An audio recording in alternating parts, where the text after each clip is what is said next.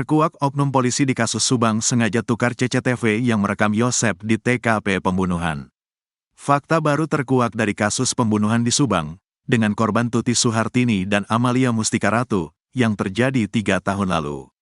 Titik terang kasus Subang tersebut terungkap setelah digelar sidang ke-9. Diketahui, Tuti Suhartini dan Amalia Mustika Ratu tewas diduga menjadi korban pembunuhan di Ciseti, Desa, Kecamatan Jalan Caga, Subang.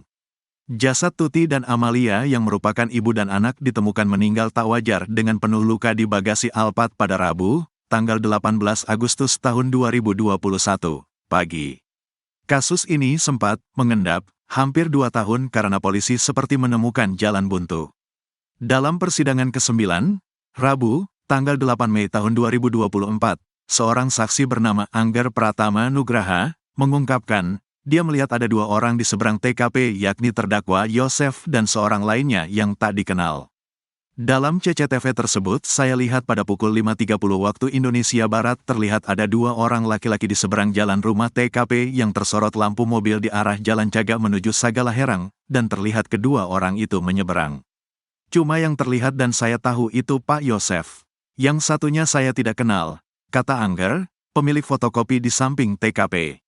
Anggar juga menjelaskan, pada tanggal 19 Agustus tahun 2021 pukul 22 waktu Indonesia Barat, dia kedatangan tamu meminta melihat CCTV yang dia miliki. Namun pada waktu itu dikarenakan saya takut kepada orang-orang tersebut yang tidak jelas siapa, sehingga saya mengatakan, CCTV yang saya miliki rusak, ucapnya. Kemudian, lanjut Anggar, seminggu berselang, pada tanggal 25 Agustus tahun 2021 datang lagi beberapa orang yang mengaku dari Polda yang tujuannya sama, ingin lihat CCTV. Waktu itu saya perlihatkan CCTV tersebut, orang-orang yang mengaku dari Polda tersebut hanya melihat-lihat saja tayangan CCTV tersebut. Mereka setelah melihat mengatakan bagus rekaman CCTV-nya. Setelah melihat rekaman CCTV, mereka langsung pergi, katanya. Seminggu kemudian datang Babin Kamtibmas Jalan Caga waktu itu, Irlansyah. Irlansyah datang untuk meminta harddisk CCTV tersebut. Saya berikan dan langsung dibawa oleh dia. Seminggu kemudian Irlansyah kembali datang lagi ke rumah saya, untuk mengembalikan harddisk CCTV tersebut, diterima oleh ibu saya, karena waktu itu saya sedang berada di Bandung, ucapnya. Dia kaget saat mengecek harddisk CCTV tersebut karena cover harddisk tersebut berbeda. Setelah saya cek rekamannya, ternyata harddisk tersebut harddisk kosong, tak ada isinya. Rupanya harddisk CCTV saya ditukar oleh Irlansyah dengan harddisk kosong. Setelah mengetahui itu, saya tak bisa berbuat apa-apa.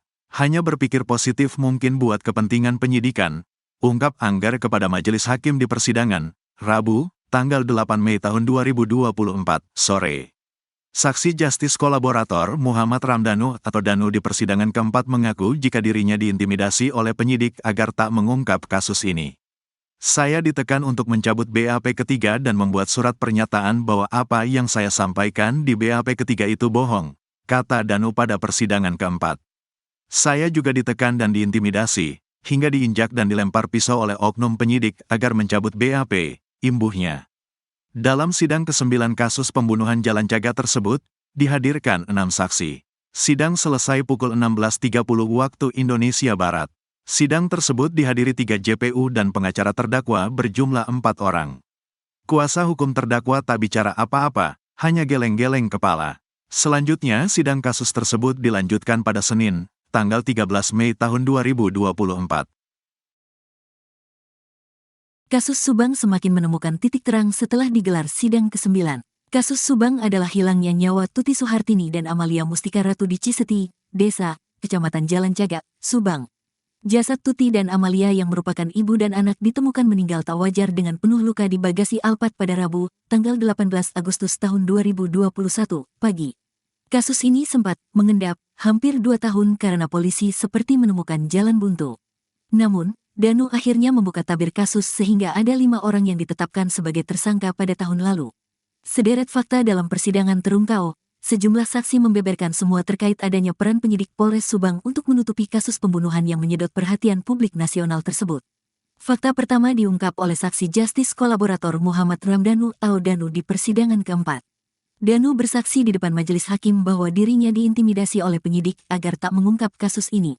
Saksi kunci yang membongkar kasus pembunuhan di Jalan Cagak tersebut juga menegaskan, BAP ketiga itu merupakan keterangan dia yang sesungguhnya berdasarkan apa yang dia lihat pada peristiwa pembantaian ibu dan anak oleh terdakwa Yosep Hidayah. Dalam persidangan ke-9, Rabu, tanggal 8 Mei tahun 2024, seorang saksi bernama Angger Pratama Nugraha mengungkapkan, dia melihat ada 2 orang di seberang TKP yakni terdakwa Yosep dan seorang lainnya yang tak dikenal.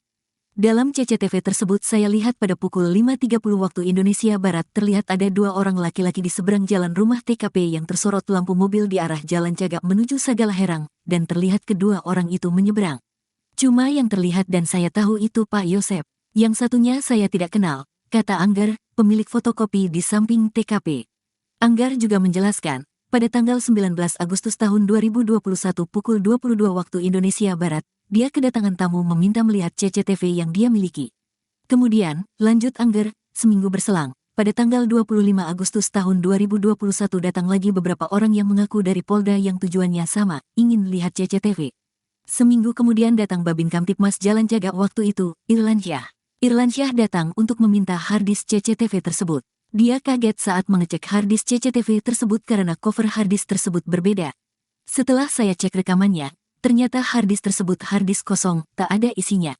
Rupanya harddisk CCTV saya ditukar oleh Irlansyah dengan harddisk kosong. Setelah mengetahui itu, saya tak bisa berbuat apa-apa, hanya berpikir positif mungkin buat kepentingan penyidikan, ungkap Angger kepada majelis hakim di persidangan, Rabu, tanggal 8 Mei tahun 2024, sore.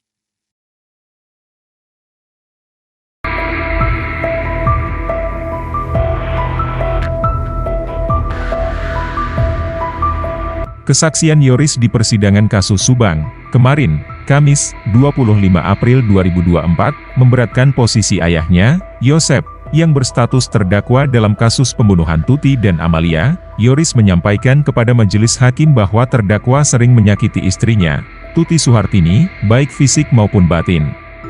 Mama saya ini sering disakiti oleh si papa, secara fisik dan batin. Saya sakit hati atas apa yang diperbuat Pak Yosep ke Bu Tuti, kata Yoris Raja Amanullah, Kamis, 25 April 2024, malam di persidangan. Dalam persidangan itu, Yosep terlihat geleng-geleng kepala melihat anaknya dengan penuh emosi memberikan kesaksian di persidangan, bahkan terdakwa Yosep semakin terdiam membisu saat Yoris meminta keadilan kepada majelis hakim agar menghukum ayahnya seberat-beratnya. Majelis hakim juga menanyakan kepada Yoris tentang sosok Mimin Mintarsih, yang merupakan istri kedua Yosep. Usai sidang, Yoris mengaku kesal dan marah dalam persidangan karena kecewa terhadap terdakwa. Saya ungkap semuanya yang saya tahu tentang terdakwa, sebelum dan sesudah peristiwa tersebut terjadi seperti apa tabiat terdakwa yang keji. Menjadi dalang menghabisi nyawa mamah dan adik saya, keseharian setelah peristiwa yang begitu mencurigakan gerak-geriknya, paparnya.